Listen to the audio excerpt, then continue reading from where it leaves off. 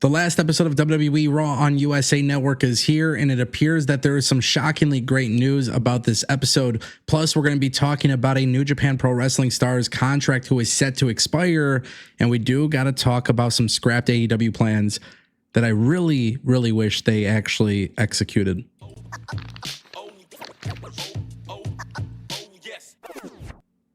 Hey guys, welcome back to the Ango show. We're going to kick things off with New Japan Pro Wrestling, more specifically TJP.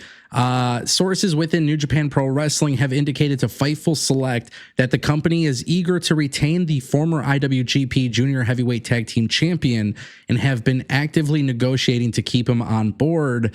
They've obviously been relatively high on TJ Perkins. His contract is ending soon. This is interesting. You have to wonder what opportunities he might take. You know, there's been rumors that WWE would potentially want to bring him back.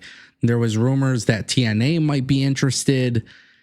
And honestly, I think, you know, even Tony Khan potentially making that call for TJ Perkins to come in, maybe be a part of Ring of Honor.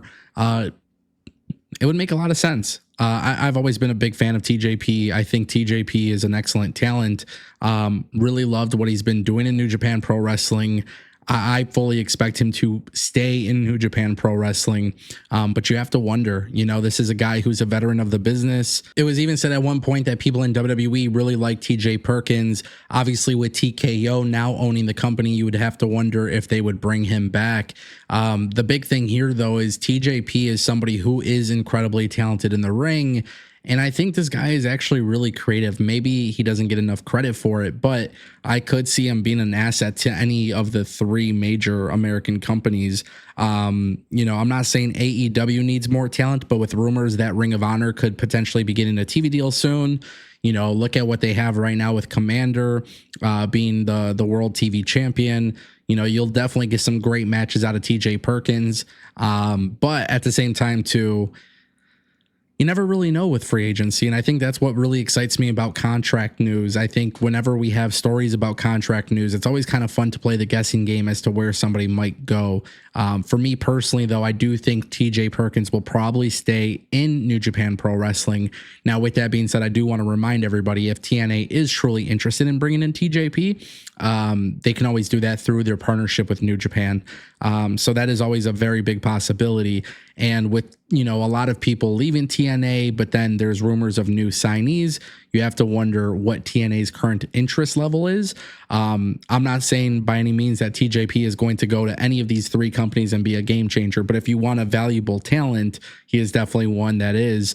And that's kind of what it's all about, right? Bringing people into your company that could be a great asset. And this is one of those situations where it makes a lot of sense. That brings us to our next topic, the Young Bucks. Man, this is really crazy to me.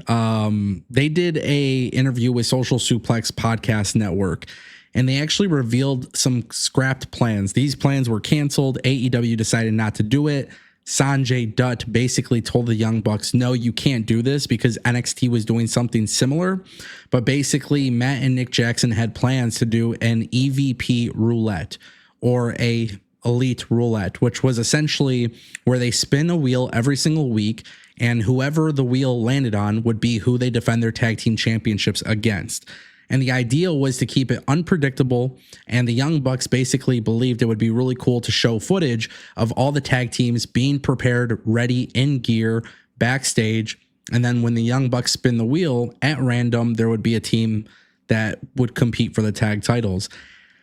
This is such a cool idea. Sanjay Dutt basically called them and said, hey, you can't do the spin the wheel thing because NXT was already doing it for spin the wheel, make a deal, which I think is actually a load of shit, to be honest. If I'm being extremely honest, I think it's totally different. What NXT was doing was spinning a wheel for match types.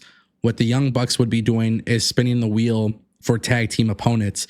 If you really want to make wrestling on TV unpredictable and fun, this would have been a really cool element. And what's actually really insane about this whole idea is that I think it would have actually worked. For the Young Bucks, like, they really wanted to do this, and they were really high on this idea. And then obviously one of their ideas was that a team would actually beat them relatively fast to really just shock the world. And I think that would have been so cool. I don't know, like this is one of those ideas where I wish they did it. I wish AEW did it. I feel like their tag team division has been relatively questionable this year. So this would have been a really cool game changer every week on Dynamite. If you're seeing them spin a wheel and it's a random tag team and you just don't know who it's going to be, and then eventually a tag team beats them, that would have been really dope. And I think, it kind of sucks that AEW didn't do this because one, their tag team division was struggling, but two, one of the things about wrestling in general, it doesn't matter the company you're watching, I think it is far more predictable than people realize. So when you add a element of unpredictability, it just makes it for more enjoyable content. And it would have been really, really cool to see AEW try something like this. And if the spinning the wheel thing was too similar to NXT, you could have done like the Tumblr thing, like how they do with like the lottery for the Royal Rumble, like back in the day. You could have done a variety of ways to do this. It didn't necessarily have to be a spin the wheel type of thing, but whatever, they decided not to do it. It absolutely sucks. This would have been a cool idea. I wish they would have done it. They chose not to. And unfortunately, it's a big miss. Also, I think just to address this, I love the Young Bucks. I think a lot of people really hate on the Young Bucks because of their character work, but I think this idea would have universally been loved. I think this is an idea where people would have been just over the moon for it. You don't know what to expect. You don't know what you would think would happen. It's just one of those things where I think it would have been far more advantageous for them to do it. Nothing wrong with the way, Private Party won, but this idea would have just made it seem a little bit more special. And that brings us to WWE Raw, ladies and gentlemen. It's the last episode on USA Network. Super, super great news. I don't think anybody really expected this, but WWE is doing an amazing job selling tickets tonight. This is expected to be the third largest attended episode of Raw for the year, which this is kind of random. Obviously, WWE is doing a great job this year selling tickets, but they're doing Houston, Texas, the Toyota Center, and they have sold almost 15,000 tickets to tonight's event, which is just absolutely mind-blowing. WWE had to open up even more seats. At this point, it's very clear WWE is having a massive sellout. They're adding more seats last minute, and those seats are expected to sell. This is awesome. This is honestly awesome news. This is really great for professional wrestling. And I don't know if there's maybe just an added intrigue because this is the last episode on USA Network. I don't know if this is because people were buying tickets because of the holidays. Maybe more people got tickets for Christmas. I don't know what the situation is. But this is the last time that WWE Raw will air on television, right? It's going to be on Netflix. It's going to be on streaming next week. I know I'll be doing a live review next week, post-show. This is super exciting. Really good stuff by the WWE. Really shocked by this.